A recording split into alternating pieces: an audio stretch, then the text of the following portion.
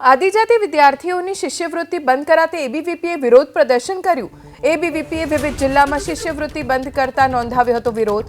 એબીવીપીના કાર્યકરોએ પરિપત્રોની હોળી કરી વિરોધ દર્શાવ્યો। એબીવીપીએ આદિજાતિ વિકાસ મંત્રાલયના નિર્ણયને રદ કરવાની માંગ કરી અને પરિપત્ર રદ ન થાય ત્યાં સુધી લડી લેવાનો નિર્ણય એબીવીપી તરફથી કરવામાં આવ્યો।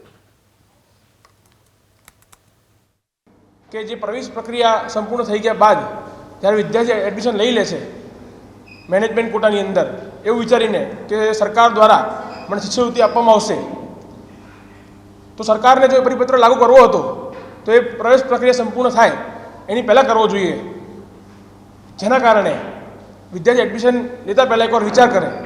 આ સરકાર દ્વારા જે પરિપત્ર બહાર પાડવામાં આવ્યો છે એ પરિપત્ર ત્વરિત ધોરણે પાછો ખેંચવામાં આવે અને જે ગ્રાન્ટીનેટની જે સીટો છે એ ગ્રાન્ટીનેટની સીટો યથાવત રાખવામાં આવે।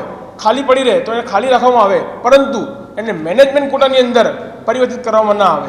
આ વર્ષે તમને કહેવા માગું છું કે 3000 જેટલી ગુજરાતની અંદર ગ્રાન્ટીનેટ સીટો લોના વિદ્યાર્થીઓ માટેની ખાલી પડી રહી છે અને એ લોના વિદ્યાર્થીઓ એક ગ્રાન્ટીનેટ સીટની અંદર પ્રવેશથી વંચિત રહી ગયા છે અને એના કારણે વિદ્યાર્થીએ જે પ્રાઇવેટ કોલેજ પ્રાઇવેટ યુનિવર્સિટી છે એની અંદર રહેલી જે મોટી ફીસ છે એનો ભોગ બનવો પડતો હોય છે।